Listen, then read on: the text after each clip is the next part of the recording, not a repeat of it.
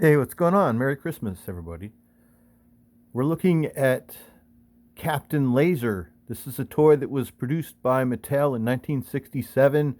It was part of the Major Matt Mason line. It was not part of the Major Matt Mason toy line. I don't know why I'm having a hard time saying that. So it was released and I believe is considered to be a part of Major Matt Mason, although it's in the 12-inch scale and he's a hard plastic body that is really cool. He's having a hard time standing because I've got him, I'm moving around and he's got batteries in. All right, so this guy, 12 inches, hard plastic, articulation at the shoulders, no wrist articulation. At the hip, knees bend. They're just stiff. He's got these crazy, we'll get to all that. He's got some, he's got these jet boots that we'll get to and this cool helmet. All right, so I got this toy Christmas 1968. Here we are, Christmas 2020, and I have it again. I was 4 years old that Christmas, and I remember loving this toy from the minute I opened it, and I put the batteries in it and fixed it up here today. And I know that I would not have been able to put the batteries in myself because it was pretty difficult.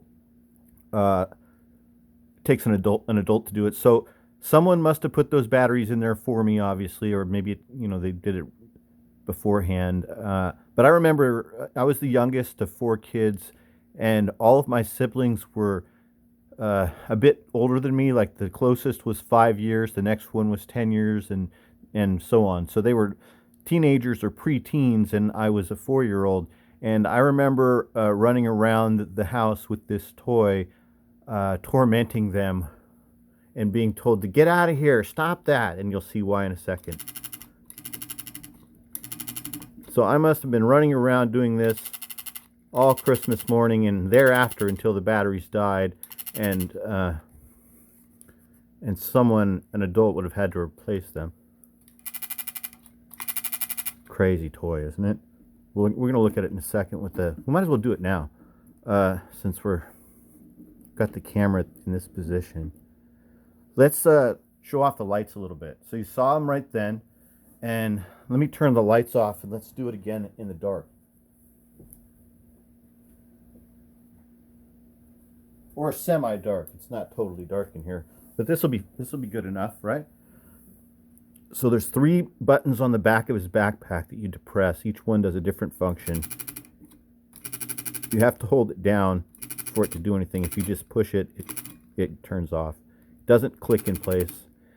The button in the middle does everything, and the button on the far over here just does the chest and the eyes, and this is just the gun. He has different attachments that go onto this gun, which is in place in his right hand permanently.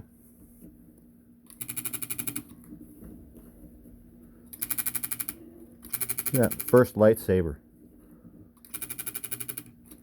All right, so that's the only. There were a couple other accessories, but those are the. I only have those 2.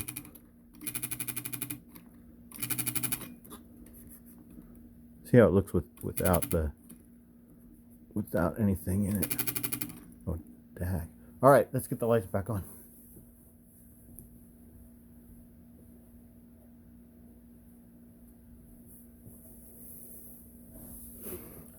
All right, let's look at this guy up close. He's interesting. So this helmet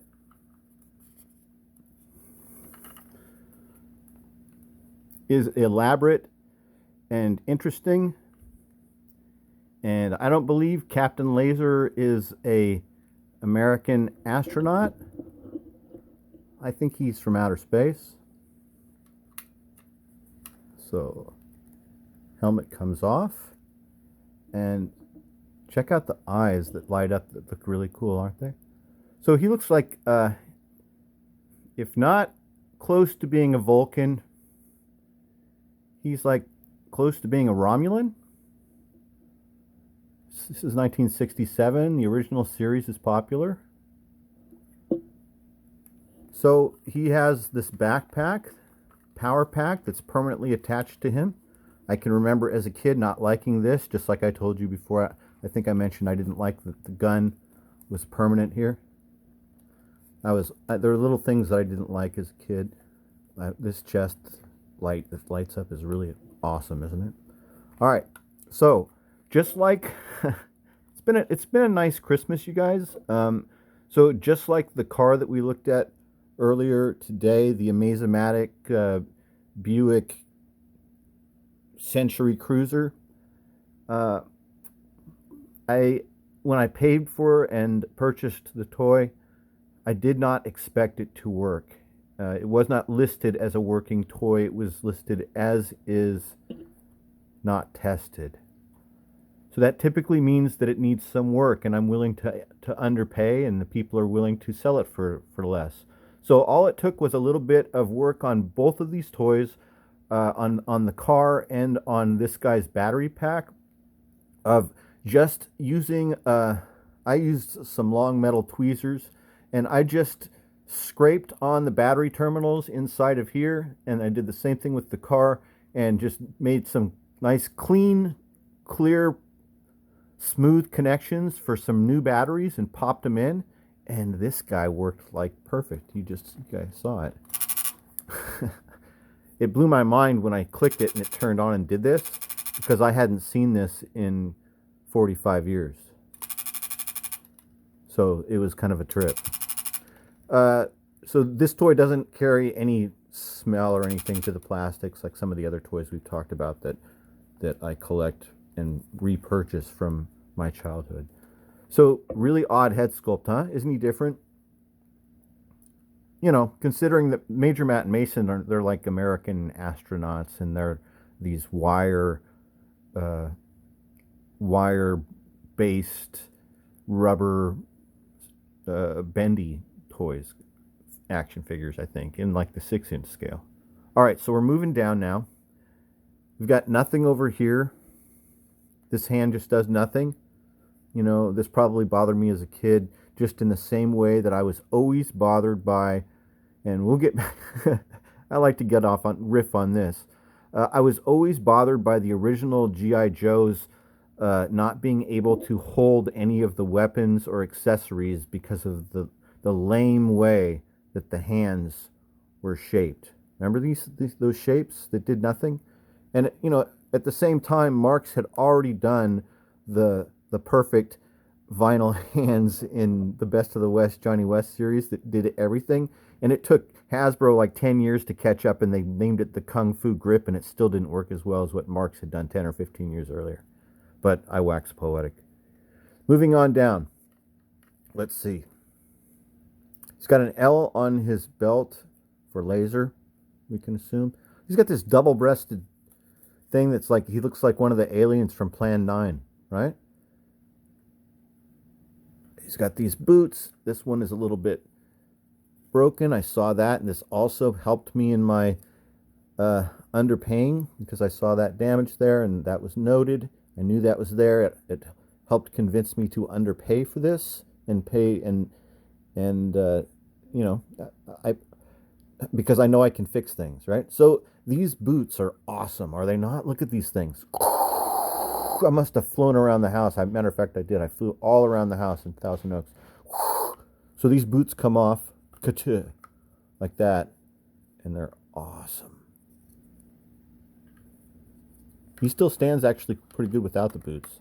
I just like the boots on there. All right, let's check out his marking. It's right here on his butt. It says 1967 Mattel Incorporated. Is that Hawthorne, California? Made in Mexico? Yep. All right. So, this is a really interesting figure, right? I like these odd ones. I like this figure has nothing. He's similar to Pulsar in that he's got no other tie-ins that I know of. No cartoon, no comic book, no movie, nothing. Just standalone figure that that I loved on Christmas morning 1968. And I hope that you all get what you asked for and were hoping for this year when it came to vintage toys. And I hope you have a very Merry Christmas. And thanks for watching, and I'll talk to y'all later. Bye.